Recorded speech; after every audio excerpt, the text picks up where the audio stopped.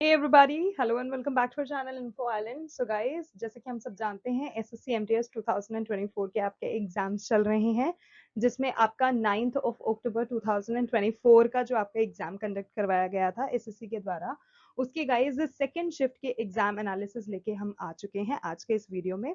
In this video today we will be discussing all of your GK और GS के ऐसे questions जो कि आपके 9th of October का जो आपका एग्जाम हुआ था उसके सेकेंड शिफ्ट में पूछे गए थे. सो गाइज अगर फर्स्ट शिफ्ट का एनालिसिस नहीं देखा है तो प्लीज जल्दी से जाके देख लो. It is available on the channel and yes it is live. और अगर just in case if we have missed out on any question तो प्लीज वो भी कमेंट में जल्दी से बता देना, थोड़ा बाकी कैंडिडेट्स का भला हो जाएगा. तो चलो जल्दी से वीडियो को शुरू कर लेते हैं और देख लेते हैं कि किस प्रकार के क्वेश्चंस पूछे गए थे आपके 9th ऑफ अक्टूबर के सेकंड शिफ्ट के एग्जाम में.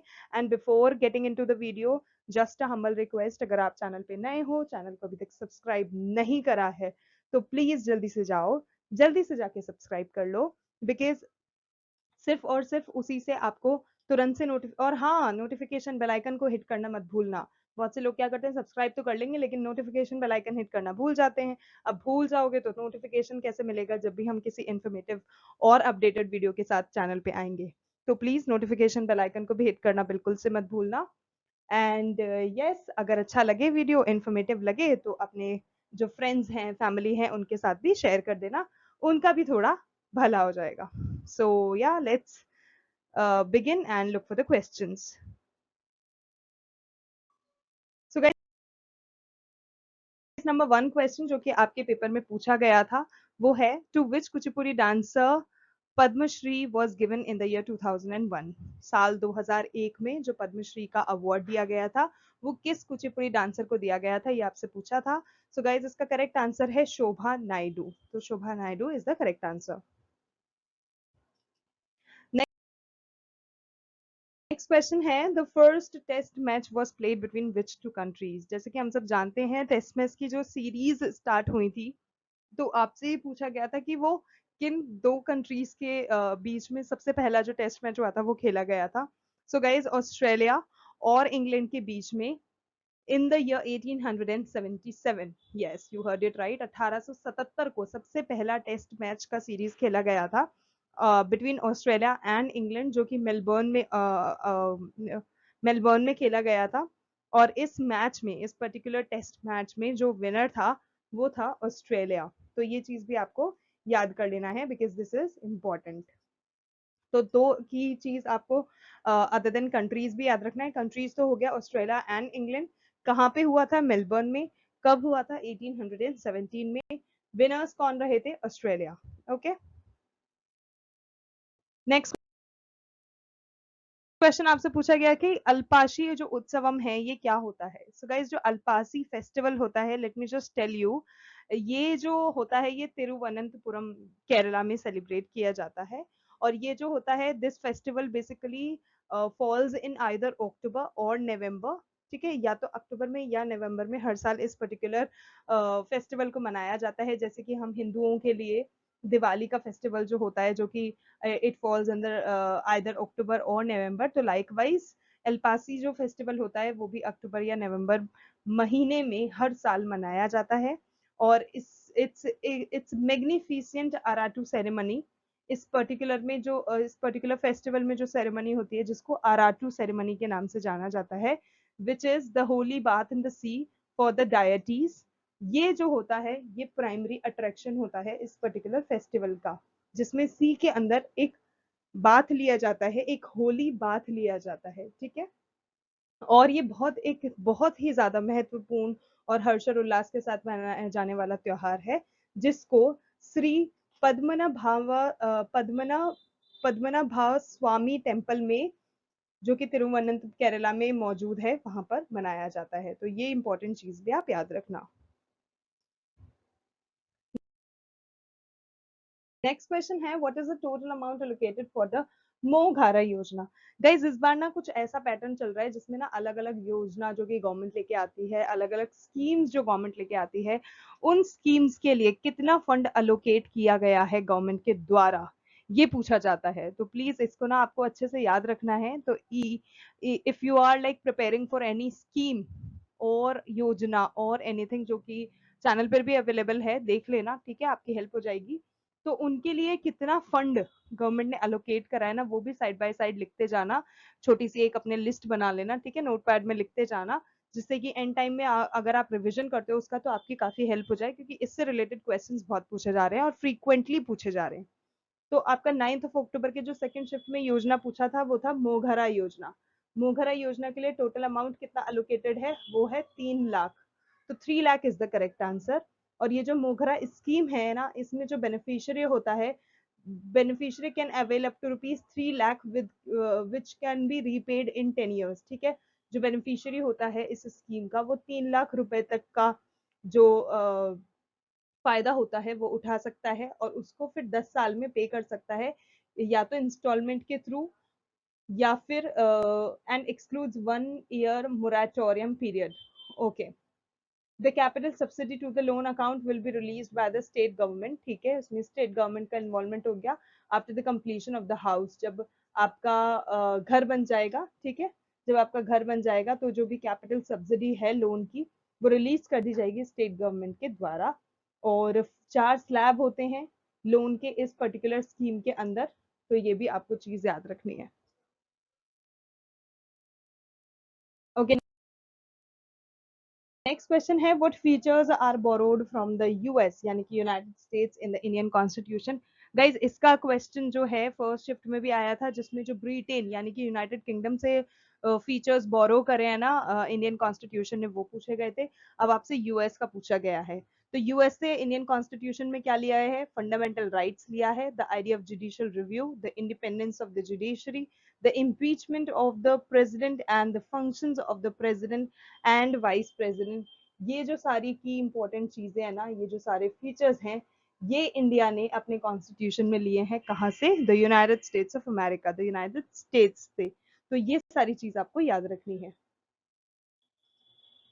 And guys, this is the reason why मैंने आपको उस वीडियो में भी बताया था ये पर्टिकुलर लिस्ट, इस वीडियो में भी मैं अगेन आपको रिपीट कर देती हूँ, because this is very very very important for you to know कि भारतीय जो संविधान है, जो हमारा इंडियन कॉन्स्टिट्यूशन है, उसमें किस कंट्री के कॉन्स्टिट्यूशन से कौन से फीचर्स लिए गए हैं। अब तक दो तो पूछ लिए, ठीक है, ब्रिटेन का हो गया, यूएस का हो गया, यू नेवर नो बाकी भी पूछे जा सकते हैं, तो इसीलिए आपके लिए बहुत जरूरी है बाकी के फीचर्स भी याद रखना कि कौन सा किस कंट्री से लिया गया है। सो देख लेते हैं। So starting with Australia. तो अगर ऑस्ट्रेलिया की बात करें तो ऑस्ट्रेलिया से क्या फीचर्स बोरो करे हैं, concurrent list, freedom of trade, commerce and intercourse, joint sitting of the two houses of parliament. ये जो चीजें हैं ये ऑस्ट्रेलिया से बोरो करी गई हैं। कनाडा से क्या लिया है, federation with a strong centre, wasting of residuary powers in the centre, appointment of state governors by the centre, an advisory jurisdiction of the supreme court. ये कुछ ऐसे फीचर्स हैं जो कि कनाडा के कॉन्स्टिट्यूशन से लिए गए हैं। नेक्स्ट अब पूछते थे, देख लेते हैं आयरलैंड से क्या लिया है। सो आयरलैंड से लिया है directive principles of state policy, nomination of members to Rajya Sabha and method of election of the president. किस तरह से एक प्रेसिडेंट, एक राष्ट्रपति का इलेक्शन होगा, वो सब कुछ जो उसका स्टेप बाय स्टेप प्रोसेस रहना है, वो आयरलैंड के कॉन्स्टिट्यूशन से लिया गया है। इसी तरह से गाइस जापान के कॉन्स्टिट्यूशन से प्रोसीजर एस्टैब्लिश्ड बाय लॉ लिया है। सोवियत यूनियन यूएसएसआर, जिसको अभी रशिया के नाम से हम जानते हैं, वहां से लिया है fundamental duties, idols of justice, चाहे वो सोशल हो, इकोनॉमिक हो या पॉलिटिकल हो, जो भी प्रेम्बल में है, ठीक है, वो सारी चीजें हमने रशिया से बोरो करी हैं। यूके से, गाइज यूके से आपसे पूछा गया था, क्वेश्चन आया था, ठीक है ना, पार्लियामेंट्री गवर्नमेंट पूछा गया था, पार्लियामेंट्री गवर्नमेंट का जो क्वेश्चन था, तो पार्लियामेंट्री गवर्नमेंट जो है वो यूके से ली गई है। इसी तरह से rule of law, legislative procedure, single citizenship, cabinet system, prerogative writs, parliamentary privileges और बाई कैमरलाइज्म जो है ये यूके से ली गई है। तो ये सारी इंपॉर्टेंट चीजें आपको याद रखनी है कि किस तरह के फीचर्स किस कंट्री के इंस्टीट्यूशन से इंडियन कॉन्स्टिट्यूशन में लिए गए हैं।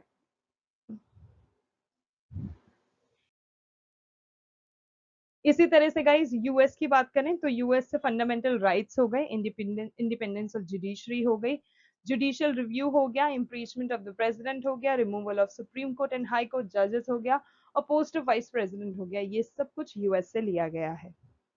जर्मनी, जर्मनी से जो फीचर लिया गया है उसका नाम है suspension of fundamental rights during emergency. ठीक है, किस तरह से कैसे क्या करना है वो। साउथ अफ्रीका से procedure for amendment in the Indian constitution and election of members of Rajya Sabha. Next we have France. तो गाइस फ्रांस से जो भी रिपब्लिक है और जो भी ideals of liberty, equality and fraternity in the preamble, ये सारे फीचर्स लिए गए हैं फ्रांस के कॉन्स्टिट्यूशन से।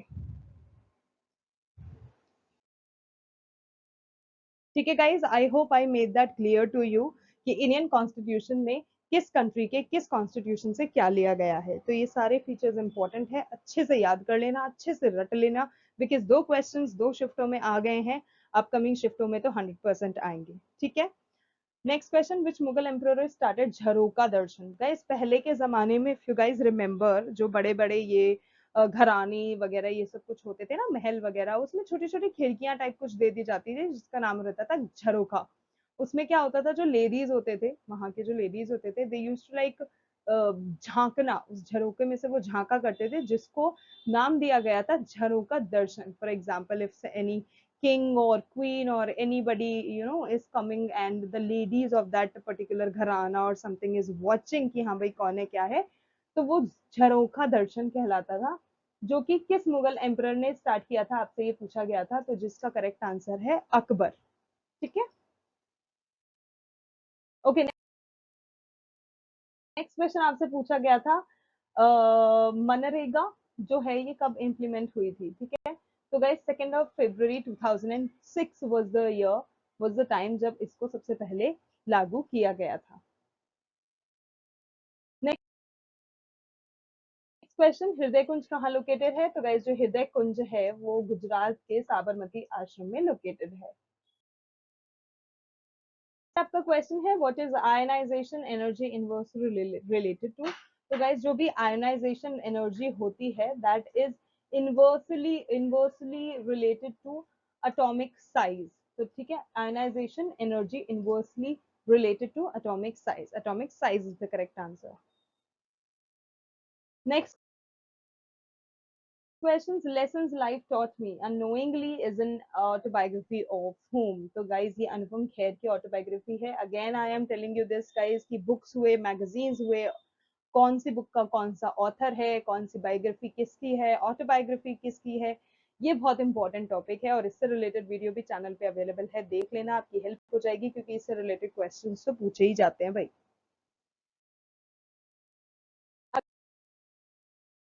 अगला है which instrument is played by Shiv Kumar Sharma. तो गाइस एक संतूर जिसे बोलते हैं, संतूर वादक थे जो शिव कुमार शर्मा है, वो एक संतूर वादक है, तो santoor is the correct answer. According to census 2011 survey, what was the total Christian population? तो guys 2011 की जो जनगणना है, जो कि again a very important topic for all the competitive exam, उससे रिलेटेड भी सारी चीजें आपको पता होनी चाहिए, चाहे वो लिटरेसी रेट से रिलेटेड हो, सेक्स रेशियो से रिलेटेड हो, पॉपुलेशन डेंसिटी से रिलेटेड हो, पॉपुलेशन काउंट से रिलेटेड हो, एरिया से रिलेटेड हो, वो सारी चीजें आपको अच्छे से याद कर लेनी है। ठीक है, तो इस बार क्वेश्चन पूछा गया था कि भाई क्रिश्चियन पॉपुलेशन उस समय कितनी थी। So guys, it was 2.78 crores जो कि कुल 2.3% थी in the year 2011 का जो जनगणना हुआ था। ठीक है, so 2.78 crore is the correct answer. Next question, what was the salary of army officials in the modern period. तो गाइस जो मॉडर्न पीरियड था उनमें जो अलग अलग तरीके के लोग थे जिनको अपॉइंट किया जाता था, उनको अलग अलग कुछ नामों से बुलाया जाता था, जिनको अलग अलग वेतन भी मिलता था ऑब्वियसली। तो अब वो आपको बता देते हैं किसको क्या मिलता था। तो गाइस जो सेनापति हुआ करते थे उनको मिलता था 48,000 पानस पर एनम। जो प्रशस्त होते थे उनको मिलता था 24,000 पानस पर एनम। जो नायिका होते थे जिनको नायक बोलते हैं वो उनको मिलता था 12,000 पानस पर एनम। जो मुख्य होते थे, जो इस मॉडर्न पीरियड में मुख्य होते थे, उनको 8,000 पानस पर एनम मिलता था। So that that was the salary, ठीक है। उस टाइम पे जो आर्मी ऑफिशियल्स होते थे उनमें ये लोग होते थे, और उनको इतना अमाउंट एज अ वेतन उनका सैलरी जो जिसे हम बोलते हैं वो मिलता था। इसके अलावा गाइज यहाँ पे मैंने एक लिस्ट आपको प्रोवाइड कराई है जिसमें आपको मिल जाएगा उस समय पे जो ये इम्पोर्टेंट की पीपल जिन्हें हम बोलते हैं वो होते थे, उनका क्या फंक्शन होता था और क्या उनका नाम होता था, ठीक है। तो वो आपको देख लेना है। तो सबसे पहले स्टार्टिंग विद मंत्री, तो जो मंत्री होता है उसे हम चीफ मिनिस्टर बोलते हैं। जो मंत्री परिषद अध्यक्ष होता था उसे head of council of ministers बोलते हैं। जो पुरोहित होते थे उन्हें चीफ प्रिस्ट बोलते हैं, प्रीस्ट, सॉरी चीफ प्रीस्ट। जो सेनापति होते थे वो कमांडर इन चीफ कहलाते थे। जो युवराज है वो क्राउन प्रिंस हो गए। जो समाहर्ता है वो रेवेन्यू कलेक्टर हो गए, उनका जॉब होता था टू कलेक्ट रेवेन्यू, जो उनको समाहर्त बोलते थे। अगला हो गया जो युक्त हो गए वो सबॉर्डिनेट रेवेन्यू ऑफिसर हो जाते, ठीक है। जो भी रेवेन्यू ऑफिसर है उसका सबॉर्डिनेट होते थे। नेक्स्ट है शुल्क अध्यक्ष, जो कि ऑफिसर इंचार्ज होते थे रॉयल इनकम की, जो भी भाई रॉयल इनकम होता था उसको वो मेंटेन रखते थे, मैनेज करते थे। प्रहस्त जो अभी मैंने बताया वो प्रिजन के हेड होते थे। सन्निदाता जो होते थे वो ट्रेजरी हेड होते थे। कोषाध्यक्ष जो होते थे वो कोष कोष हम कहते हैं ना उस राज घराना कोष जो होता है, तो ट्रेजरी जिसे बोलते हैं ट्रेजर, तो ट्रेजरी ऑफिसर होते थे। उसके बाद है कोष्ठ घर अध्यक्ष जिसको रॉयल ट्रेजरी मैनेजर बोलते थे। नायक सिटी सिक्योरिटी चीफ। व्याभरिका चीफ जज। कर्मानिटिका head of industries and factories. दंडपाला हेड ऑफ पुलिस। दुर्गपाला हेड ऑफ रॉयल फोर्ट। इसी तरह से जो अन्नपाला होते थे head of food grains department, obviously अन्न वर्ड आ रहा है ना, it made itself very clear कि किस चीज से रिलेटेड है। So head of food grain department. रज्जुकस जो होते थे लैंड मेजरर। प्रदेशिका जो होते थे डिस्ट्रिक्ट एडमिनिस्ट्रेटर। आकाराध्यक्ष जो होते हैं वो माइनिंग ऑफिसर हो गए, ठीक है।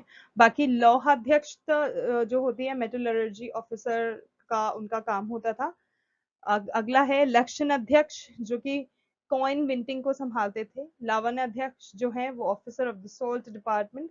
स्वर्ण अध्यक्ष जो होते थे ऑफिसर ऑफ द गोल्ड, स्वर्ण इटसेल्फ टेल्स यू कि वो किस चीज से रिलेटेड है, सो वो गोल्ड डिपार्टमेंट से रिलेटेड है, ठीक है। नेक्स्ट है अयुध्यक्षता जो होते थे वो वेपन मैन्युफैक्चरिंग और डिफेंस डिपार्टमेंट को संभालते थे। So these are the basic functions and the names जो उस समय में जो मॉडर्न पीरियड में होते थे। तो प्लीज इंपॉर्टेंट है, अच्छे से देख लेना और याद कर लेना।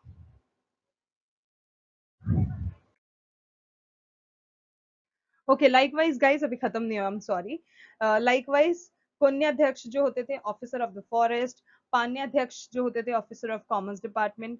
मानाध्यक्ष office of time and place determining. सुनाध्यक्ष जो स्लॉटर हाउस ऑफिसर होते थे। मुद्राध्यक्ष रॉयल सिंबल कॉइन। द्युताध्यक्ष गैम्बलिंग डिपार्टमेंट। नौकाध्यक्ष शिपिंग डिपार्टमेंट ऑफिसर। एंड पट्टनाध्यक्ष ऑफिसर ऑफ पोर्ट। तो ये थे वो सारे इंपॉर्टेंट चीजें। अब मैं आपको बता देती हूँ रोल्स ऑफ द ऑफिसर्स, ठीक है। अब इनके क्या रोल्स थे। तो गाइज रोल्स की अगर मैं बात करूं, सबसे पहले हम बात कर लेते हैं कि एम्परर का उस समय में मॉडर्न पीरियड में क्या रोल था। एक जो सम्राट होता है, तो गाइज जो एम्परर होता था that was the supreme authority, सबसे बड़ी जो अथॉरिटी हो गई वो एम्परर हो गई। एंड जो हेड होता था ना मॉडर्न एडमिनिस्ट्रेशन का वो सम्राट कहलाता था, जिसमें चंद्रगुप्त मौर्य, बिंदुसारा और अशोक जो थे they were the notable emperors of this particular modern dynasty. अगला देख लेते हैं महामात्र, जिसको चीफ मिनिस्टर बोला जाता है। तो जो महामात्र होते हैं जिनको प्राइम मिनिस्टर भी बोलते हैं, that was the second most powerful official in the empire after the emperor. तो पहला जो हो गया वो तो एम्परर हो गया, एम्परर के बाद कौन संभाल सकता है चीजें, आपका प्राइम मिनिस्टर बोलो, चीफ मिनिस्टर बोलो, महामात्र को बोलते हैं, ठीक है।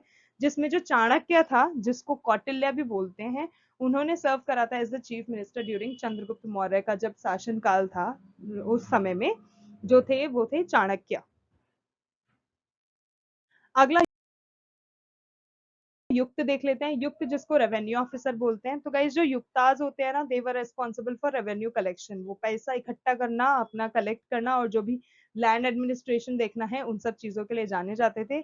वो असेस करते थे टैक्स को और मैनेज करते थे लैंड रिकॉर्ड्स को, तो वो युक्त कहलाते थे। राजूकस जो होते थे, जिनको सुपरिंटेंडेंट्स ऑफ रेवेन्यू बोलते थे, ठीक है, ये वो ऑफिशियल्स होते थे जो कि रेस्पॉन्सिबल होते हैं for overseeing revenue collection in the specific region of the empire.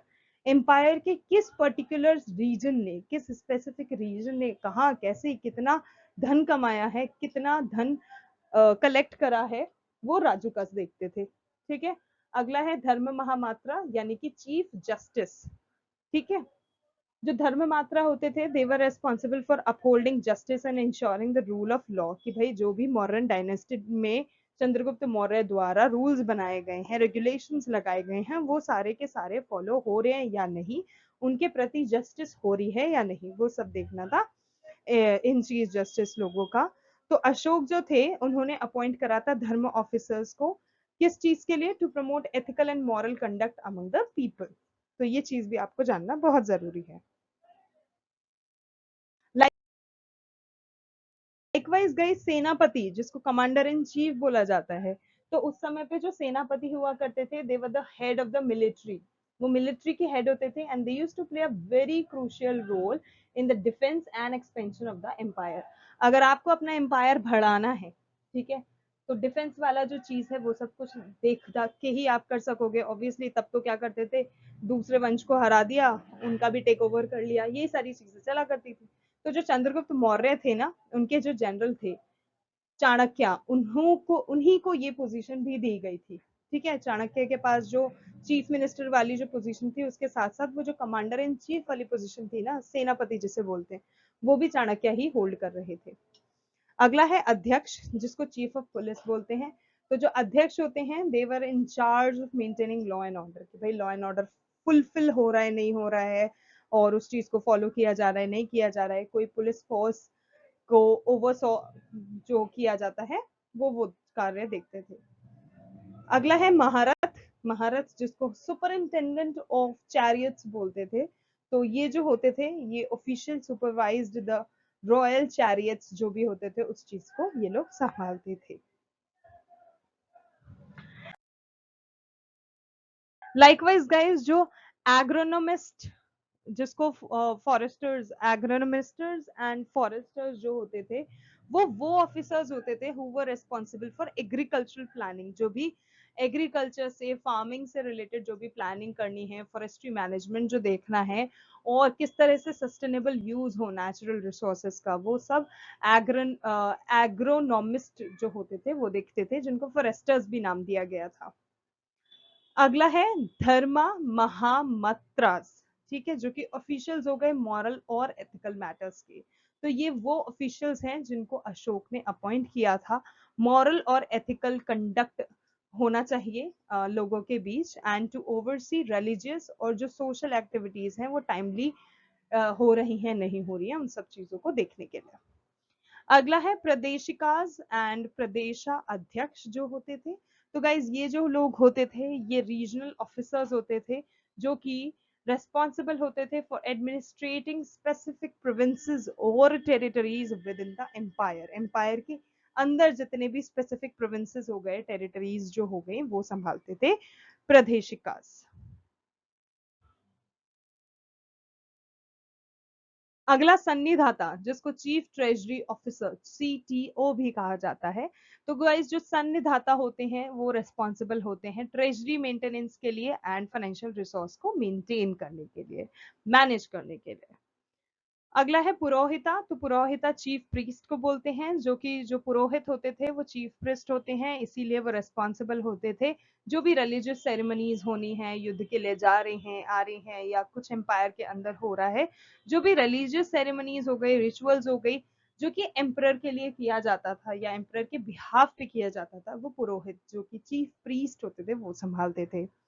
अगला है अमात्यास, जिनको मिनिस्टर्स बोलते हैं। ठीक है, तो जो ये अमात्यास होते थे, ये एडवाइजर्स होते थे एम्परर के, एंड बहुत ज़्यादा जो वेरियस एडमिनिस्ट्रेटिव पोजीशंस होती हैं वो ये अमात्याज ही संभालते हैं एम्पायर के अंदर। And they assisted in policy में, यस, पॉलिसी मेकिंग हो गई, गवर्नेंस हो गई, उन सब में असिस्ट करने का काम इन अमात्याज यानी कि मिनिस्टर्स का ही होता है। Last but not the least, जो धर्माध्यक्ष होते हैं जिनको रिलीजियस ऑफिसर्स भी बोला जाता है, उनका क्या काम होता है?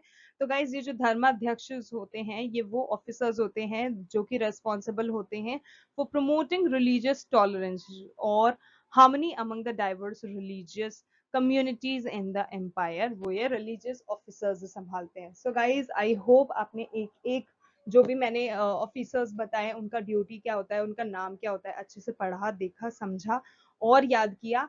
इफ नहीं तो वापस से थोड़ा सा बैक करके देख लो, उसको अच्छे से याद कर लो, because this thing is very important for you to know. ठीक है, एक एक ऑफिसर का क्या ड्यूटी है, क्या रेस्पॉन्सिबिलिटी है, क्या उसका नाम होता है, किस चीज का वो इंचार्ज होता है, ये सब चीजें अच्छे से याद कर लेना, they are very important. Next question, pellagra is caused due to deficiency of what? तो गाइज, अगर नियासिन की यानी कि विटामिन बी3 की कमी होती है शरीर में, जिसको ट्रिप्टोफैन भी बोला जाता है, जो कि एक अमीनो एसिड है, अगर उसकी कमी होती है तो पेलाग्रा आपको हो सकता है। Next question, who is known as the head of the government of India? Obviously जो हेड होता है किसी भी कंट्री का, जो हेड होता है वो सबसे टॉप लेवल मैनेजमेंट पे जो होता है वो होता है, तो इंडिया के लिए वो प्राइम मिनिस्टर है। ठीक है, जैसे फॉरेन कुछ नेशंस हैं जिनके लिए प्रेसिडेंट होता है, इसी ऐसे ही इंडिया के लिए है prime minister. Next is, who is the head of the Indian executive according to the Indian constitution? तो गाइज, जो इंडियन कॉन्स्टिट्यूशन के हिसाब से जो इंडियन एग्जीक्यूटिव का हेड होता है वो होता है प्रेसिडेंट। अगला सवाल, when did cabinet mission came in India? तो जो कैबिनेट मिशन था ना वो 24 मार्च 1946 को इंडिया में सबसे पहली बार आया था। अगला है find the odd word out. तो यहाँ पे आपको चार वर्ड्स गिवन है, लाइसोसोम्स, वैकोल्स, राइबोसोम्स और न्यूक्लियस, जिसमें वैकोल्स जो है that is the odd word. Next question, when was zero budget introduced in India?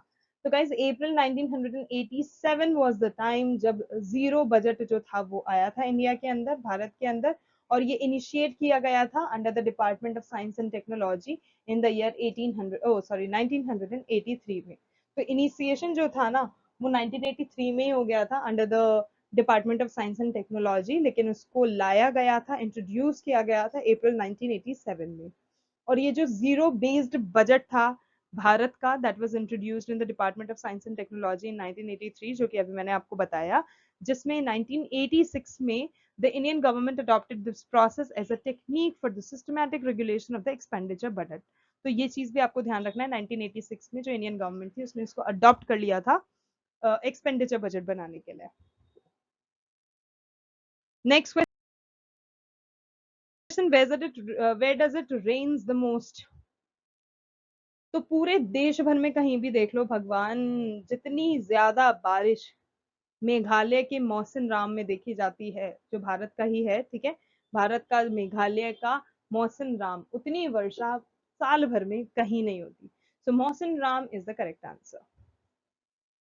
Next question, Pakku Itu dance of the Apatani tribe, ठीक है, अपाटनी ट्राइब का है, is performed in which state? तो Arunachal Pradesh is the correct answer, और tribe से related video भी है channel पे अवेलेबल है, देख लेना, इंपॉर्टेंट है।